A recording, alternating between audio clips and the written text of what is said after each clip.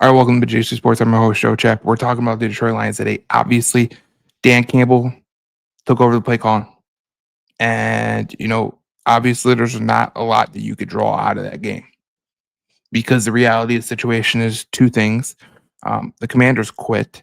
They literally quit on the field. It was actually shocking to see, to be honest, how badly they quit.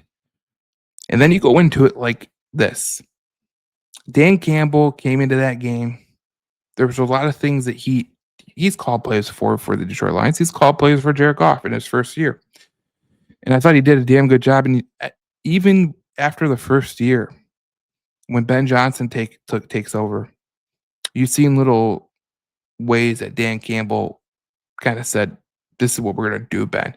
Obviously, Ben had the offensive play calling duties, but there was a lot of Dan Campbell in there. And coming into this season, we had question marks, right? We had question marks of the interior offensive line. We had question marks of the offensive play calling. And when you look at the Detroit Lions right now and their offensive play calling, Dan Campbell takes over. He's going to take over, do his due diligence. A lot of people are asking, why is Johnny Morton not getting fired? Well, if you look around the league, you look at like Sean McVay, Kevin O'Connell was his offensive coordinator. Kyle Shanahan, his offensive coordinator was Mike McDaniel at one point. You know, Andy Reid calls the plays with the Kansas City Chiefs. His offensive coordinator is Matt Nagy, and they're the offensive coordinator in those roles is day-to-day operations. And then Sunday, Dan Campbell goes to offensive play calling. And we see it all over the NFL. 18 teams do it. It's not out of the ordinary. But here was an analytic expected points added from non-scripted and scripted plays from Stephen Patton. And look at just the broad brush. Expected points added and scripted and non-scripted plays. Dan Campbell's all the way at the top. No one's even close. No one's even close. And people are going to use this excuse of, well, they played the Commanders and they quit. Yeah, they probably did. Okay, they probably did. But the reality of the situation is, it's not about the Commanders. It's not about the way they played on Sunday. It's what Dan Campbell is able to do on a daily basis. He's able to have the pulse of the team. I think the most intriguing part about Dan Campbell is every person around the NFL confuses him as a meathead. They confuse him as a guy that does not know what he's doing. They confuse him as just a rah-rah type coach. But inside, that guy is extremely smart. He's extremely smart. And Dan Campbell has been able to do what a lot of other coaches do in the NFL is take the offensive play call and plays over. And I heard this from a lot of people. Why is he going to do it? Well, he learned under Sean Payton. Okay. You can see a lot of similarities between Sean Payton and Dan Campbell.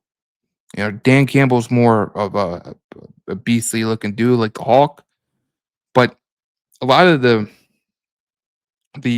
decision making, the play calling is exactly the same. Exactly the same. And I was shocked, to be honest, that Johnny Morton couldn't do what Dan Campbell wanted him to do. Because let's be honest, when Ben Johnson took over, when Dan Campbell took over play calling from Anthony Lynn, you see a little bit of what Dan Campbell was trying to do in Ben Johnson. And Ben Johnson added some wrinkles to it, right? But Ben Johnson learned from Dan Campbell.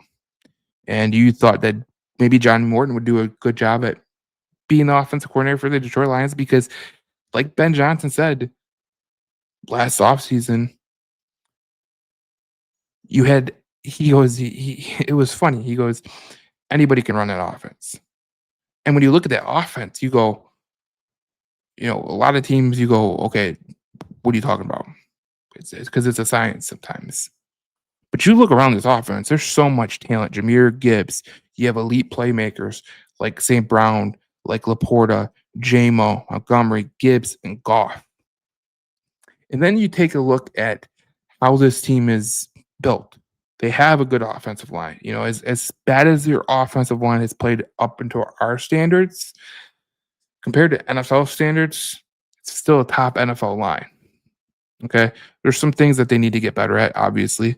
But maybe Dan Campbell doing the plays that he has been able to do, he knows what's going to have to go on. So it's going to be very interesting to see where the Detroit Lions go from here.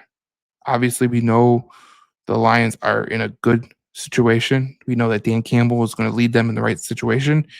And I thought like this was the most perfect time for Dan Campbell to take over play calling from Johnny Morton going into the Commanders game. Because then you go into the Eagles game. Then you go into the Giants game. Then you go into the Packers game. So that little decision to make the decision to take the play calling away from Johnny Morton and then put it on like, on the day of they play the Washington Commanders was probably the biggest thing. And this doesn't show us what the Lions are going to do under Dan Campbell calling plays, but it does show us that Dan Campbell knows. He knows the pulse of his team. He knows what he has to do. He knows what his team wants, and when he needs to make a decision, he will make it for the betterment of the team. I think that's the key part in knowing exactly what happened this week because that is the biggest portion of what I'm trying to tell you. We don't know a lot about what happened on Sunday. We don't know what's going to happen in the future. It's an inherent speculation. My point here is this: this doesn't happen if Dan Campbell doesn't have a pulse of the team. We look across the NFL. There's a lot of coaches in the NFL that don't have a pulse of their team, and therefore it just goes by the wayside. But for here, Dan Campbell does. So we'll see you in the next episode of Detroit Lions News Podcast. I'm your host, Joe Chapp. I'll see you in the next video as we talk more Detroit Lions football here on JC Sports Detroit.